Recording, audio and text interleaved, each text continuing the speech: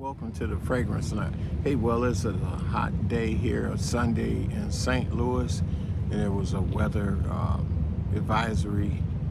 It doesn't feel too bad out here, but yes, it's warm. So we're going to get into this video.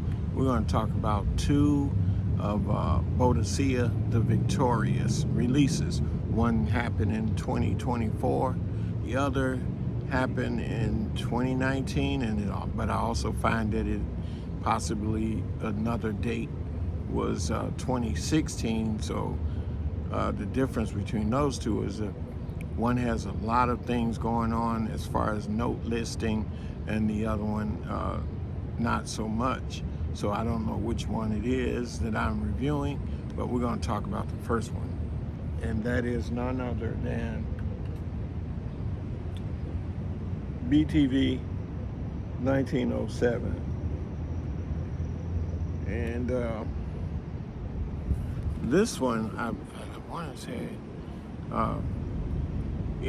it reminds me of something, and I'm sure probably out there you can leave a comment if you have one or two of the others that I'm gonna mention that this reminds me of, or if you smell them and you agree. And which one do you like, if any?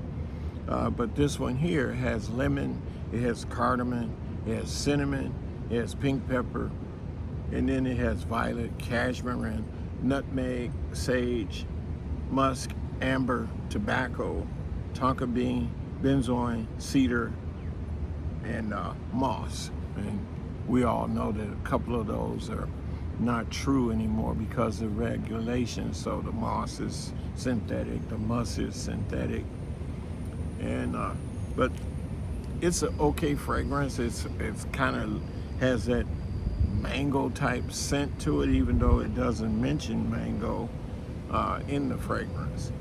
But it is compared to God of Fire, and I have tested God of Fire in the past. I believe I've even did a video on it, and I had the deodorant from Lucky Scent of Herba Pura. That's the one it reminds me of. Others are comparing it to God of Fire.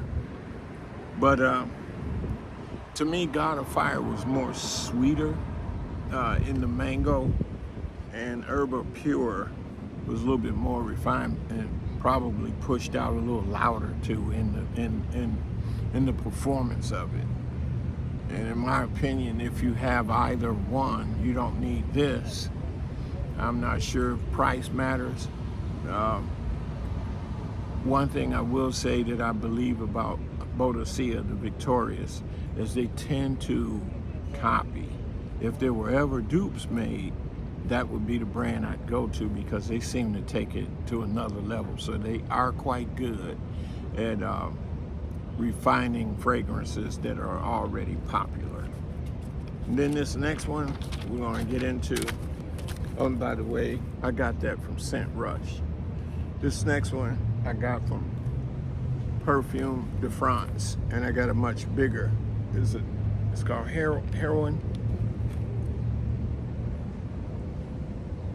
by parfumsdefrance.com. This one is leaning to the feminine, the other is unisex. This one here can be worn by men, but be careful because it is highly feminine leaning, so you might check that out. Anyway, this one is considered a floral woody musk. Now in the 2019, it has some violet, some orange, some bergamot, it has some jasmine, some rose, vanilla, musk, orris, and vetiver. And then I'm believing the 2016 version has at the top, it has black currant, it has mandarin, there's the orange, which is compared to the 2019, and then it has bergamot also inside of the 2019 version. And then dewberry is in the second one, in this one, Heroine, and does not in the in the 2016 version is the dewberry. That's missing in the 2019. And then they have the violet at the top inside the 2019. But in the 2016, which I really wish that I could get a copy of it, or because they put violet at the top and in the mid, and that's where you would expect it to be, because it was supposed to be a violet leaning fragrance. And I don't know why you would, in the 2019, you would place it in the top, because it would burn off fairly quickly. And what you really got is the orange, the rose, the jasmine, and it's got some iris in the base. But anyway, in the 2016, it's got heliotrope, it has jasmine, violet, mimosa, rose, musk, sandalwood, vanilla, sugar, iris, tonka, and vetiver, and amber. So you could see that probably that one would probably be a lot more complex, a lot more interesting maybe.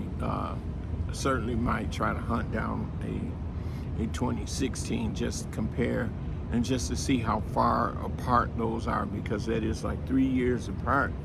So perhaps some materials weren't available at the time, or they just really didn't want to simplify the 2019 version. And again,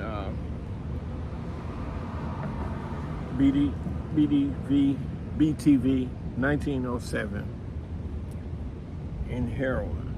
Now, this one is pretty nice. I wore this a couple of days ago. My brother, who's a tour manager, he was a tour manager for Jay-Z and Beyonce and Frank Ocean, but now he's currently with Akon and Neo, and they were here doing a concert, and I went. I didn't really get any. I got more hugs from everybody and just talking with everybody backstage, but nobody really complimented the fragrance, nor was I looking for it. But no, in this tiny bit, I would have to put, I believe, the whole thing on really to get it noticed, and it was quite hot that day.